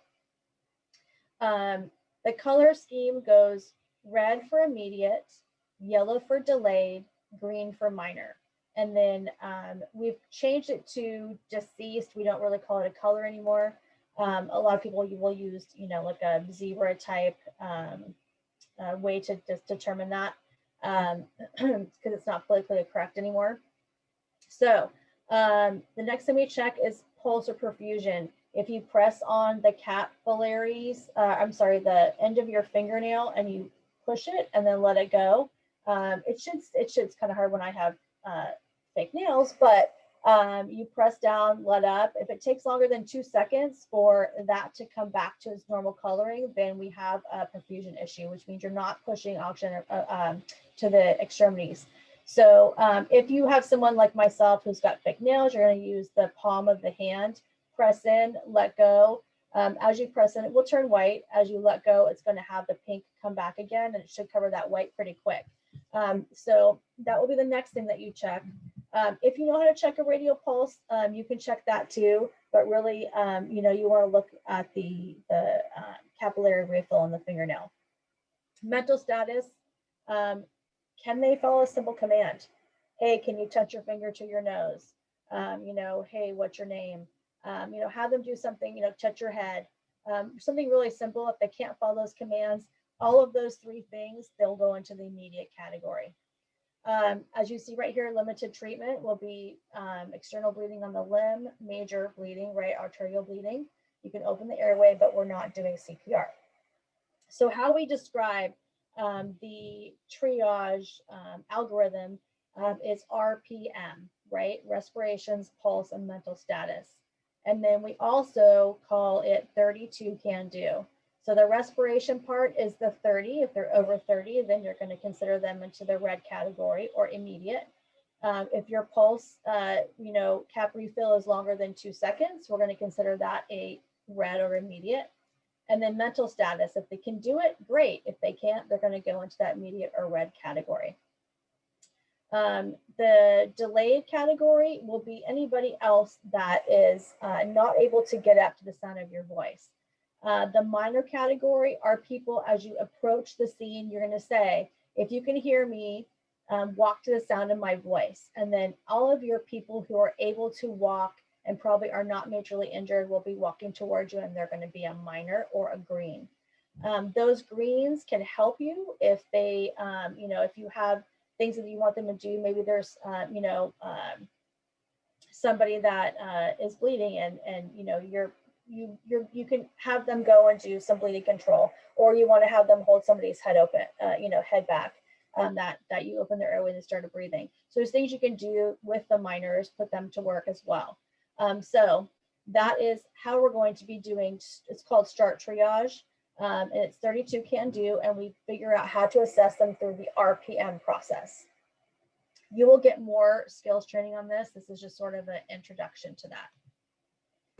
One of the things that we see with bleeding, you know, outside of triage, is shock. So shock obviously is due to blood loss. It could be, you know, different reasons why that's happening. It could be blunt force trauma. You can also have cardiac shock. You can have a stroke and go into shock from bleeding in your head as well. You know, there's different reasons why we go into shock. We get sick, we get, you know, septic, that's septic shock. So really what we're looking for is anyone that's in shock for whatever reason. And those main signs of that, we talked about kind of what the skin color will look like. If you see somebody who is that pale or blue coloring, that is definitely something that we're going to be concerned about. You know, we call them pale, cool, moist skin. So their body temperature is low. They're kind of sweaty, but they're really pale in color. Those are some things that we're going to look for as well. Also, rapid, shallow breathing. So anyone that's in shock is going to go into that respiratory over 30 category. So you'll already be putting them into that immediate category, most likely. They're going to have that delayed cap refill, right? And then they won't probably be able to follow simple commands. It's kind of, it's easy to miss these things if you don't know what you're looking for, because sometimes they're not super pronounced. So you definitely want to do the RPM with them. If you find that they're in shock, you're going to do, this is after you triage, by the way. You're going to want to make sure that you maintain their body temperature. So if they're wet at all, remove their wet clothing. If they're, you know, definitely lay them on the ground. Don't put them right onto the cold ground. You want to make sure that you've got something underneath them, cardboard, a jacket, blanket, really pretty much anything so they're not, you know, soaking up the cold on the ground. You're going to wrap them with dry layers. We've got those emergency blankets. Those are great. They also use the sun, so they can warm someone up pretty quickly. And then obviously you want to get them out of the wind if they're in the wind. So, you know, typically we do triage first, right? We go through and we say, okay, I've got, you know, 3 immediate people, I've got 2 delayed people, and I've got 1 green person, right? So maybe that when I go back through again, because we always re-triage again, right, to make sure that we've done it.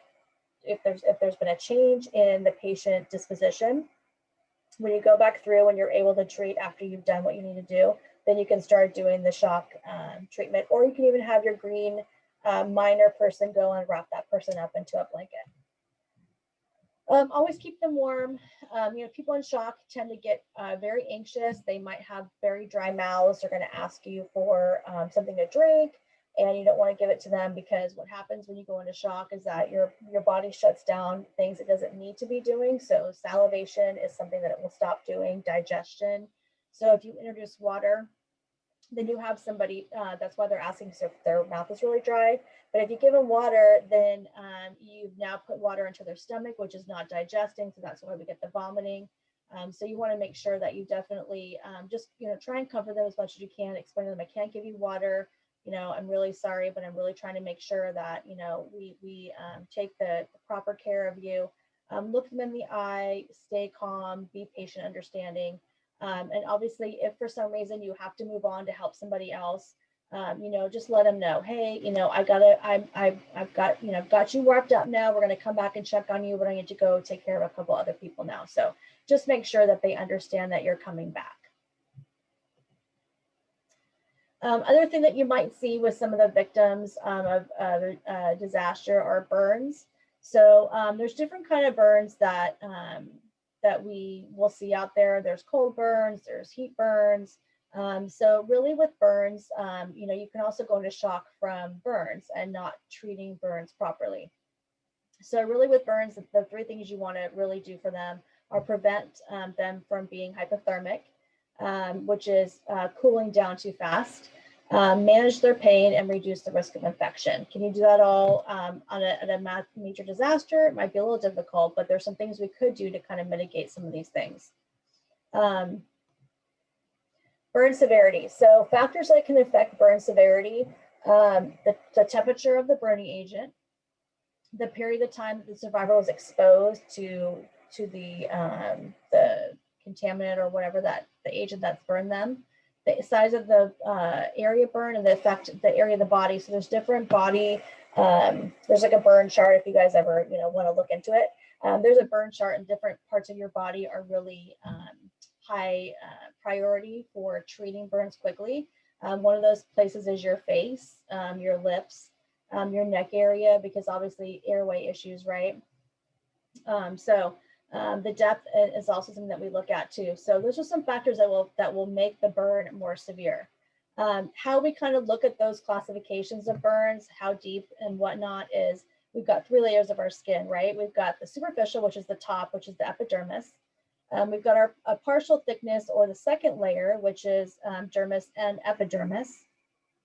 And then we have full thickness, or the third layer of skin, which is the subcutaneous layer and all layers above. So what happens is the first layer, usually can get red, irritated. That's what we call a 1st-degree burn.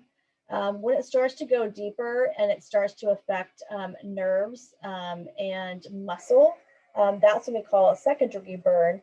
The skin starts to be more charred looking, orange, red, a little bit of black, some blistering, those kind of things.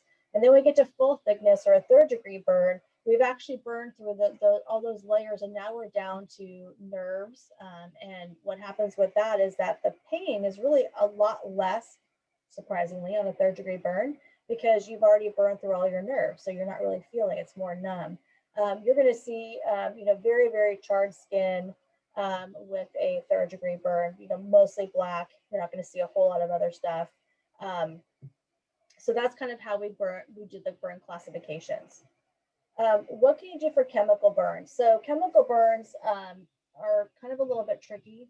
The thing with any kind of burn actually is that you don't want to leave jewelry on, because burns tend to swell. So any kind of jewelry you want to take off. If you're able to remove clothing without having it burn onto the skin, that's great. Just cut around it, but don't take the clothing that's been stuck onto the skin. If you have it's a dry chemical that's affecting the skin, you want to gently brush it away as much as possible. I'm of the thought process that you need to know what you're dealing with when it comes to any kind of chemical. If it's a chemical that is in a controlled environment, like a business store, they should have a MSDS, or like fact sheet that will tell you exactly how to assist someone that's had an exposure. But you want to be really careful, especially if you're the one that's going to be brushing away any kind of chemical. Definitely no eyes, the survivor yourself. Also too, before you flush it with lots of cool running water, you need to make sure that the burn is not activated by water. Because there are some chemicals that are dry, but once you start putting water on them, they actually activate. So, one of the things that I really caution people on is when you have some kind of chemical burn, you want to be really careful when you're treating it, and you should really, really know what you're doing. You can always apply cool wet compresses to relieve pain on any kinds of burns. However, be careful. You don't want to put ice on any burn because that will cool it down too quick. And that can actually send the body into sort of a shock reaction. And then after you kind of, if you're able to flush it safely, you're going to do the wet compresses to kind of relieve pain, and then you're going to cover it loosely with a dry or sterile clean dressing. That's what we do with most burns. Also to remember that your fingers and toes, when they get burned, they swell up and they do what we call webbing. So they stick together. So if you can remember, stick dry sterile dressings between the fingers and the toes. And that way you can avoid them having to recut the fingers and toes. Cold-related injuries. Obviously, hypothermia is, being too cold, right? Drops below normal, your body temperature. Frostbite is when we have extremities that are affected that cause tissue death. So we're looking at, cold-related injuries on what we usually see them on is nose, the ears, and the fingers and toes. Those are the big areas we see frostbite typically. But that's more of a tissue death. Hypothermia is an all over body temperature. So what are we looking for? 95 degrees Fahrenheit or lower for someone who's in hypothermia. Redness and blueness of the skin. They're going to be numb and shivering. They might have slurred speech, unpredictable behavior. They might be listlessness. That's a big word for me at 9 o'clock at night. So, we're really going to be concerned about, we talked about earlier, get those wet clothes off, make sure that, when we do start to rewarm them, especially if it's all over body, that you do it very slowly. Don't stick someone in a hot shower because you're going to go into a cardiac arrhythmia from shock. So you want to really be careful about how you're going to be treating. So we do take those clothes off, right? We're going to get something around them, under them, so they're not sitting on the cold ground. We're going to shelter them, definitely keep them covered. Don't start massaging because your skin can start to, you can actually rip skin and things like that if you start massaging someone who's too cold. So be really careful about too much rubbing. And then you're going to put them in recovery position if they're unconscious. So recovery position, we're going to teach you at the skills day too.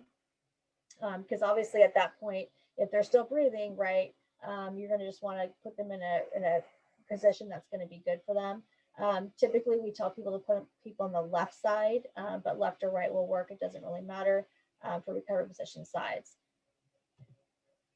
Frostbite is when we have, like I said, the different kind of areas. Could be, nose, ears, fingers, toes, feet, hands. What are we looking for? Skin discoloration, burning and tingling sensation, and then partial or complete numbness. It's pretty easy to spot frostbite. It looks similar to what you see there, really red, chapped skin. And then what we want to do is, as always, right, we want to do warm, not hot water. We're going to try and immerse it and warm it slowly. I think it's like 100.4 is what you start off with the temperature, and you have to keep it the same way. So if it's a foot and you have it in a pail, you're going to have to use a thermometer, and you're going to have to make sure that you keep that water at the same degree. It can't be cooler or hotter. So it's quite the process to try and rewarm a frozen body part. So obviously, once you thaw it out, if you're going to be having to go back out where it's potential that thawing again, then don't try and reheat it. Don't use massage again. And then you're going to warm the affected body parts in a dry, sterile dressing. You see they have a heating thing there, heating bottle.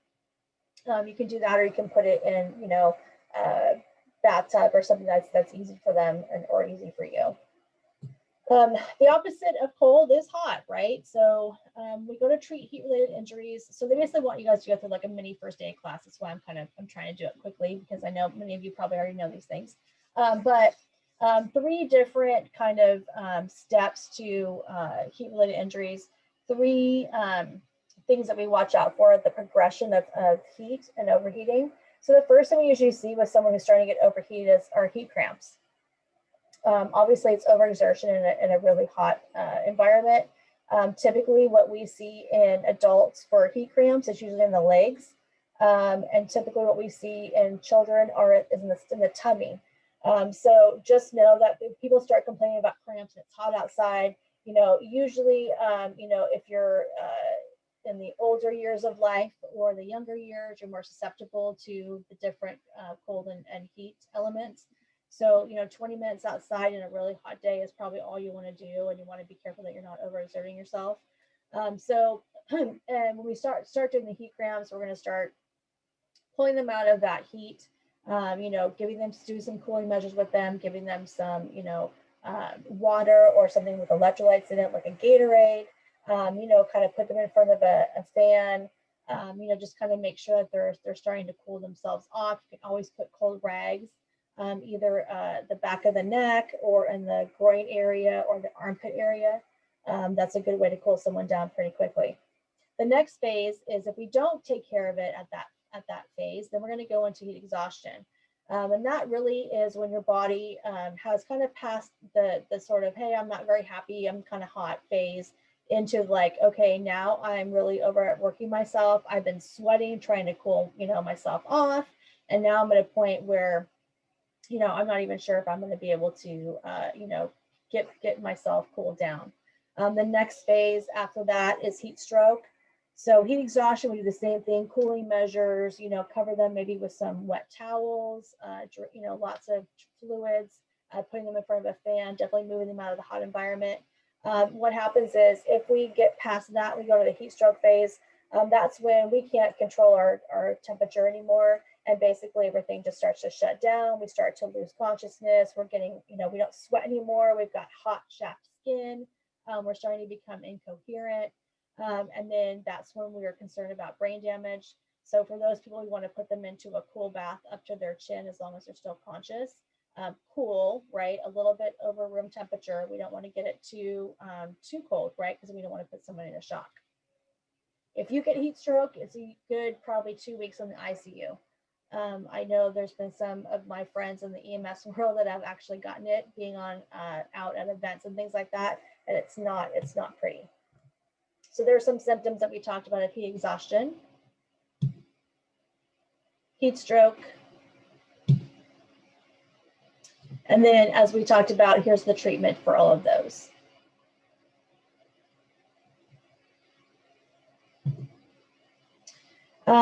Bites and stings. Most people know how to deal with bites and stings, but some things to remember. Obviously, if the stinger's in there, get it out. Use your credit card, swipe it. After you get it out, you're going to wash the site thoroughly with soap and water. Those bee stings really do hurt. I got stung a couple years ago, and I was like, "Ow, this really actually burns." So as soon as you get that stinger out, the burn should subside. Wash it with soap and water, and then you can put ice on it. So remember, the rule of thumb with ice is, no more than 10, 20 minutes on and off, right? So 10 minutes on, 20 minutes on. I think they're up to 20 now. And then you take it off for 20 minutes, put it back on. Usually, one good 20-minute having the ice on that should do the trick. And remember, we never put ice directly on skin, right? Because your skin will attach onto the ice. And then obviously we're concerned if someone gets a bite or a sting that they may go into what we call anaphylactic shock. You guys have probably heard about that as well. So anaphylaxis really is a severe reaction to a bite, sting, ingestion of something, to something ingested. So pretty much good rule of thumb is that once you've had a sort of, some people have right away have a huge reaction, some people have mild reactions to things. If you have a mild reaction, typically, your doctor may consider giving you an EpiPen If you keep increasing your reactions to things, that can also be a case of them giving you an EpiPen. It used to be that doctors were kind of leery about giving people EpiPens. Now they seem to have gotten better. But sometimes, when we get these bites and stings, we have to really watch somebody. So the first 30 minutes, I always tell people, after someone gets bit or ingests something and, you're concerned about it, watch them for 30 minutes. A good reaction will probably happen within the first 2 to 5 minutes. So if you have someone who's having an anaphylactic reaction, we're looking for swelling, right? Swelling in the lips, the tongue, the airway, we're really concerned about. I'll answer the question in a second, Jeffrey. And then any kind of severe hives that break out, the chest area is what we're concerned about too. Immediate cramping. People sometimes have cardiac chest pain, believe it or not, when they're having a reaction. Intense vomiting all of a sudden. So anything that's a sudden reaction to these things. So how do we try and fix that? So if possible, and they have an EpiPen, you can go ahead and get it for the victim. You can help them administer it. So how we, kind of describe administration of medication in the first aid and CERT world. So you're not really supposed to give anyone medication. You can't put it in their mouth because it's you actually giving it to them or administering it to them. They have to self-administer. When it comes to the EpiPen, the best way to kind of alleviate that is put their hand on the EpiPen, put your hand over the EpiPen, and then do in the outer thigh. So you can assist them. If you do not have an EpiPen, then obviously, you're going to have to really watch this victim. Always call 911. But if you it's saying do not administer medication aside from the EpiPen. So a lot of people will ask me about Benadryl. Hey, if I give someone Benadryl, will that help? I know a lot of people do it anyway. I'm not going to say one way or the other, but Benadryl takes between 20 and 30 minutes to take effect. So, you're still already behind the 8 ball on that. I do know that EpiPens are more readily available now. They have them at schools and things like that. And I'm hoping that at some point they'll just be things that we can just get and carry with us, because you never know when you're going to have a major reaction. After you give the EpiPen, you want to make sure that you have people follow up in the emergency room, right? I wouldn't give an EpiPen and not call 911 and not take them in. So question, can you use a 10-year-old EpiPen in an emergency? Well, it is not recommended. I don't know how long Epi stays good for. It would depend, I think, too, on how you stored it. But the way that you can tell if an EpiPen is still workable is that it should show some discoloration in the window of the EpiPen. If it does, that means you should replace it. They say that you should replace it every year. However, this is just my personal opinion, not part of curriculum or anything else. I know that, even in EMS, we have medications that are approved by the FDA and federal and state governments that we can use that are past the deadline because, typically things can last, sometimes a couple years past the deadline. But that's just a little tidbit for you. But I don't know if I recommend using a 10-year-old EpiPen. That's kind of far off. If it was a little bit over, I would probably consider it, but 10 years old, I'd probably get a new one. Some just general hygiene things are the next thing we're going to be talking about. So, obviously when we have a disaster, a lot of times our sanitation systems are affected. And, we want to make sure that we don't help prevent disease, especially if we have shelters. I know you guys have probably heard that, some shelters last year with the fires and the year before that, you have all these people in one area that are in tents and they don't have good running water and the sanitation becomes a problem. People get sick, they get sick, tummy sick and things like that. So some things to consider and to just kind of know about, these kind of sanitation issues that can pop up during a disaster. Here's some things we want to consider. We always want to make sure that we're maintaining proper hygiene, right? That we're maintaining proper sanitation. We're purifying water if we need to. Water is a big deal in some of these disasters. You know, water systems are definitely threatened and sometimes halted. And so you want to make sure that, you know, you're not gonna get sick yourself. And then we also want to make sure that in everything that we do, that we're not going to be preventing the spread of disease. So how do we maintain hygiene? Obviously, you know, this is like the COVID stuff, right? You guys kind of already know about this, but, you know, wash your hands frequently or use your alcohol-based hand sanitizer if you're in a pinch. Wear exam gloves. So obviously when we talk about PPE, personal, you know, protective equipment, we're going to, you know, put that in there as well. So you should always be wearing gloves when you're, you know, touching victims or responding to some of these disasters. Non-latex, latex allergies are huge. So we usually use vinyl. All the dressings that you use should be sterile. Obviously, if all you have is non-sterile and you really need to use them to stop a bleed or something, you know, I would do it.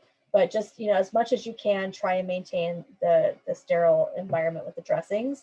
And then always wash areas that come in contact with body fluids.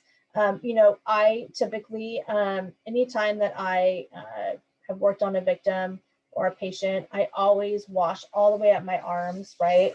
And then I really look at my uniform or what I'm wearing to make sure that I don't have any other things that are going to be, you know, come in contact with my skin. If there are things that are soaking into my uniform, things like that, I will change and then wash that off too.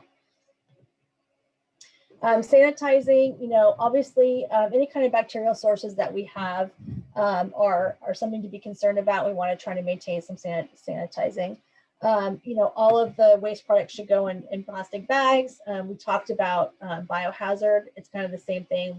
We can use these things for medical, you know, mark them as medical waste. So any kind of bleeding control products, you know, any kind of gloves, those kind of things should be marked as medical waste. Obviously, we're not going to throw away human feces, so any kind of human waste needs to be buried. When it comes to purifying water, there's some things that you can do. You know, boil the water for a minute. You can use water purification tablets. We have those kind of things in our CERT disaster supplies. And then we also, at least Los Altos Hills has given out life straws to all of our CERTs. Life straws are really cool. They make a great stocking stuffer. I did that a couple of years ago for my family. Life straws are a filtering straw. They're kind of thick. They're probably, I don't know, 6 or 8 inches long, and they are used for, you can drink out of a stream with them, and they will purify the water up to 500 uses. So I would definitely look at getting one of those. They're like, I think 20 bucks. The other things you can do are used non-perfumed liquid bleach. So you can put bleach in the water. It says here, you know, 8 drops to a gallon. If the water's still cloudy, 16 drops, and then you let it stand for 30 minutes before you use it. So definitely some things you can do to purify the water if you're concerned about it. Typically in an emergency situation, they will alert the public to any kind of water contamination. So, you know, that's why it's really important to be signed up for all these alert systems, the, you know, alert SCC and then Nixle for your area. That way you get these up to date, you know, heads up on some of these things that might be affected after disaster. If you guys have questions, put them in the chat, but I'm just going to kind of keep barreling through. Causes of disaster reactions. So now we're on to some disaster psychology things. So obviously, you know, if we've gone through a disaster and maybe we're a CERT and we've done triage on people, you know, we're concerned about kind of our well-being because we've seen a lot of things. Maybe we've seen our neighbors or our families affected. You know, maybe we haven't had good water. Maybe people are getting sick. And, you know, for us, it's becoming, you know, really disheartening for our, you know, mental well-being. So, you know, sometimes, you know, this is what we'll deal with as CERTs, right? Our own personal losses. You've worked in your neighborhood. Maybe you've helped friends and coworkers who've been injured. And maybe yourself are feeling that unsafe and insecure feeling, you know, you don't know what's going to be happening. And even though you're helping people, it's exhausting and you don't know what's going to be happening. It's kind of the fear of the unknown still with you, right? So really, hold on, let me see how I did this here. There's some psychological symptoms of trauma.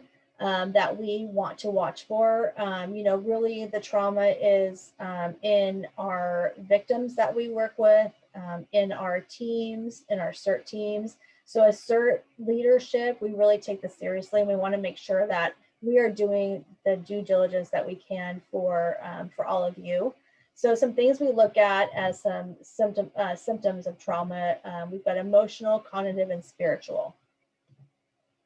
Some physical symptoms of trauma, loss of appetite, headaches or chest pain, stomach issues, kind of like can't calm down, so sort of like hyperactive. Some people turn to, alcohol and drugs to kind of numb the trauma feelings. People have nightmares, insomnia, and fatigue. That is, not uncommon in EMS responders when they've gone through something. We all go through some of this at some point. I mean, I have. I know my husband has, and he's an EMS, and plenty of my friends and coworkers. So, the assumption is that you guys will probably go through some of that too if you were responding to a disaster. So I know that, really doing a lot of self-care, checking in with yourself and your team is really, really important when it comes to this. Team well-being is really important. We do a lot of team exercises, and we try and do some social things so that we can kind of really learn to get to know each other, so that we can read each other when it comes to these kind of things, right? If Bob was normally a happy-go-lucky kind of joking person, and then I see Bob, really being quiet and withdrawn, over time, maybe during the event he's not, but then afterwards I start seeing a little bit change in behavior, then, obviously we're going to be wanting to address that. So actions that can be taken before, during, or after an incident can help manage the emotional impact of disaster response work. We do a lot of training when it comes to disaster psychology, and we learn about self-care steps. There's ongoing classes you can take and groups that you can join that will really help you get through some of these hard times. And knowing what could possibly happen coming up, right? You guys, for those of you that have done the disaster psychology section, you'll know that there's certain things that, certain phases of an event, and those phases come along with emotional and physical impact. You want to learn how to manage that stress too, right? So you can manage it for yourself, and you can teach it to somebody else. How can you reduce that stress? Just, normally, so easy to say, get enough sleep, exercise regularly, eat a balanced diet, balance work, play, and rest. These are so easy, right? Allow yourself to receive as well as to give. Connect with others and use your spiritual resources. Those are definitely things that, you want to do to, just every day to prepare yourself, and then things you're going to want to remember to do after the event, and also to recommend to somebody else. If you are, if you go through, say it wasn't a huge event, but it was something that impacted you, either as a CERT or in your, your private life, any kind of disaster, any kind of, emotional, traumatic experience will affect you. And I think it's really good to learn to tell your friends and family, hey, I need to talk about this, can I talk to you about it? Or maybe you decide that you don't want to talk, and you just tell them that, hey, thank you for checking in, but I really don't feel ready to talk about it. And I think just telling people, acknowledging that they're trying to talk to you about it, and then you yourself acknowledging that you're not ready to talk about it, that's okay, right?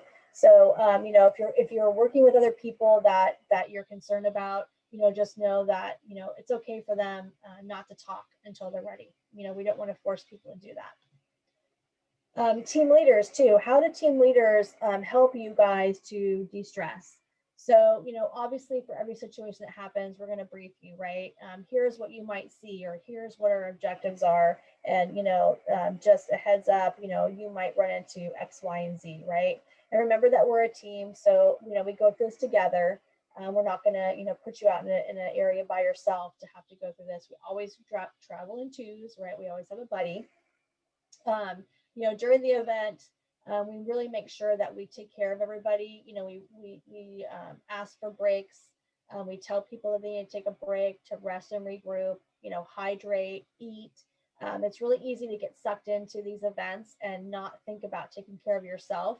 And then after 10 hours, you know, you feel like you're in a faint, you're exhausted, you're dehydrated, right? So really taking that extra 10 or 15 minutes every couple hours to break yourself is really super important.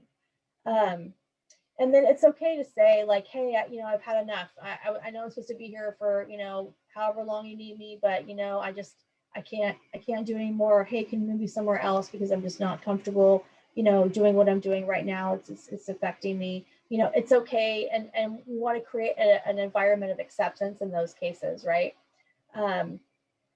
And then obviously, like I talked about before, you know, if you see a teammate that you normally know really well and you start to see behaviors that are not normal for that teammate, you're going to want to check in with them, right? And then, you know, after we, you know, after we do a shift, we'll debrief everybody out, you know, make sure everybody's good to go before they go home, make sure they know what kind of resources they can you know, contact should they go home and start, you know, kind of struggling a little bit. So we definitely make sure that when you go home from after these events that we really debriefed you and you know, diffuse any kind of, you know, concerns that you have. Those emotional phases during a crisis. So we've got our crisis, we've got the pre-disaster, right? We've got the impact of disaster, we've got the heroic phase. Oh, everybody, you know, say everybody, we're happy. Honeymoon phase is next, and then we start really, it starts hitting home, right? We start having disillusionment, and reconstruction is the last thing we want to recover and reconstruct. So those are things you probably learned in your disaster psychology section. So I won't go into them too much. And then we have the traumatic stress for the cognitive side of it, the thinking part of it. You know, it starts to affect kind of how we function as you know, ourselves, and then our physical health starts to decline and our interpersonal relationships get affected. Some things that might bring on these reactions quicker is if you've gone through something before like this, and maybe it took you back to where you were then. And then, you know, how long has it been since that's happened? You know, did the event happen, you know, 2 days ago and you're starting to have issues now? Or maybe it happened 2 years ago and you never addressed it and now it's hitting you. And then obviously, you know, your reaction is going to be kind of what you feel about what happened at the event. Maybe, you know, you lost a family member, but nobody else on your team did. And so you're going to be in a different place than they are. So really the thing we want to do for survivors as well as our team in general is, you know, pay attention, listen. So, you know, if you're dealing with survivors, you know, sometimes all they want to do is talk, right? They're just going to talk it out, especially with the, you know, survivors and also with your other CERT team. You know, you want to provide protection and support for them, survivors as well. You know, try and connect people with their friends and loved ones. You know, that's going to be one of the biggest things that you're going to probably see if we have a mass event and there's people that are, you know, missing and we're not sure where, you know, families have gotten separated. You know, that's going to be a huge component of trying to, you know, get those survivors supported and protected by, you know, really making an effort to try and connect them back with their families and loved ones. Some things what not to say and some things to say during these times. You know, it's really hard to know what to say, and you definitely want to know what not to say, right? So things like, I understand, don't feel bad, you know, you're strong, you can get through this, don't cry, it's God's will, could be worse, at least you still have blah, everything will be okay. You know, those are things that people probably, you know, at the time probably don't want to hear. They probably just want you to listen to them and not to pretend that you understand unless you really do. And if you do, explain why you think you understand, right? You could have gone through that situation yourself and say, you know what, I understand this is what happened to me. So I know exactly where you're at. People really like to hear that, especially when they're going through something like that. It makes them feel like you are empathetic towards them. It will make you connect better with them. You can say this: I'm sorry for your pain. I'm so sorry this has happened. Is it all right if I can help you with blank? I just can't imagine what it's like for you. And then what do you need? A lot of times, you know, they just need you to sit there with them and hold their hand, or they need you to, you know, try and contact maybe a friend or family member. And, you know, you definitely want to practice what not to say and what to say instead. We're not going to go over that because we're kind of running late here. So they want us to go a little bit into terrorism. I know you guys have, we'll hit that if you haven't yet. So this is just kind of a repeat of sort of what the goals are of terrorists. I'll let you guys read that really quickly.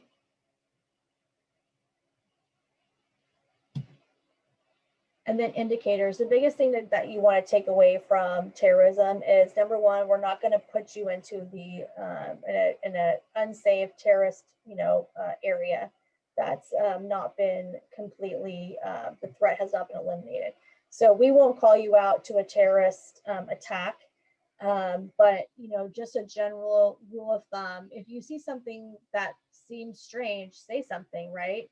A lot of these mass shootings and these disasters caused by terrorists, they're looking at, hey, I saw that RV out there for a week, or yeah, I thought something was weird, but right? So really, if you see something, say something. I know we always feel like we're like maybe overreacting, but you really don't want to let that go, right? They have a suspicious activity reporting tip line you can call for the FBI. You can always go and contact your local law enforcement and just say, hey, I drove by this, it looks kind of funky, just wanted to let you know. These are the 8 signs of terrorism. So these are kind of things that you might see people doing. You have someone with binoculars looking at a critical infrastructure like an overpass, and they're just sitting there doing that without, any kind of identification. They're not working on it. Things like that might kind of make you start feeling like, oh, that's kind of bizarre, right? If they impersonate people, or they're buying, strange things that can be, put together to make a bomb or something, these are some things that you definitely will see in signs of terrorism. Targets, soft ones are usually schools, parks, gathering spaces, right? Less secure targets, malls, movie theaters, and universities, big spaces. Another rule of thumb to take away: what do you do if there's an active shooter? Run, hide, and fight. You guys have probably heard that many times before as well. So obviously, until help arrives is kind of our little, mantra for you guys. Like, until help arrives as a CERT, what should you do or not do? So obviously, you're not equipped or trained to respond to terrorist incidents, and we definitely wouldn't want you to self-deploy yourself doing those as well. We talked about that earlier. So what can you do if you happen to be in a situation, you're unfortunate enough to be right there during a terrorist attack? Obviously move people to the the ones that are in grave danger to a safe place, but remember, you're going to take care of yourself first, right? So you're going to make sure that you're safe. And then as you go to do that, if you're able to move people, that's great. But this is after it's been deemed safe for you.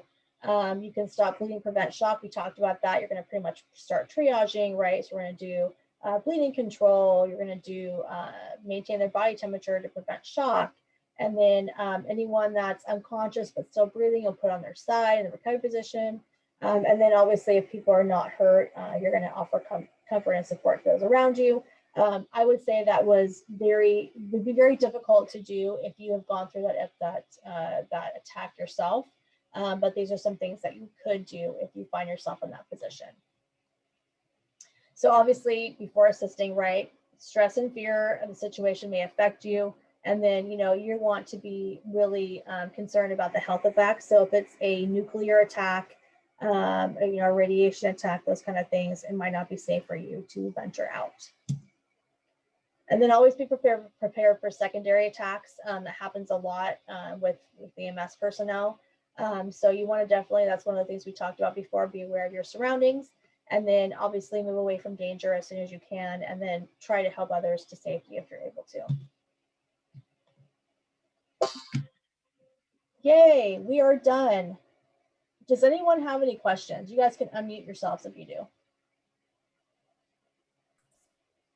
Wow, you really covered some things really fast, like the nuclear thing. I think it took 20 minutes or something, or half an hour. Yeah, I don't want to redo. It's just little. They just want you to focus on a couple little things because you get most of the training on the online stuff. And again, you know, we'll go through some of these things as you guys get trained more. And when we do CERT refreshers, they'll go over these things again. You know, like Ann said, you know, you go through these things, and every time you go through it, you go, oh yeah, that's right, I forgot about that, or oh yeah, you know, that's a new thing. So yeah, you know, it's just basically a review and just some takeaways for you guys. So about skills CERT day, I'm going to send out the recording of this, and then I'm going to send you guys the GSW forms for Los Altos and Los Altos Hills, and the life scan information. So you'll have that. I'll also send you kind of a schedule of what the day is going to look like. we have our Teen CERT program coming through the Academy on Saturday. So I'll have, you guys will be lucky. You're not going to be my guinea pigs. You'll be my, hey, I figured it out. And now you guys have an awesome skills day. So, you know, hopefully we'll learn that. We'll have some of the same instructors as we have for Teen CERT. It's a mixture of Los Altos and Los Altos Hills CERTs, as well as some county fire engine companies. And then Marcia and Anna and myself will be out there as well. But I'll do a follow-up email for you guys on what to wear, and I'm going to ask for dietary restrictions and things like that. So look for that. And we'll probably have a waiver too that I need you to sign. But I'm still trying to check and see what the district wants to do, since the county fire district is, or Los Altos Hills County Fire District is kind of supporting this event. They may want to have a waiver as well, but I will make sure I get back with you guys probably at the beginning of next week.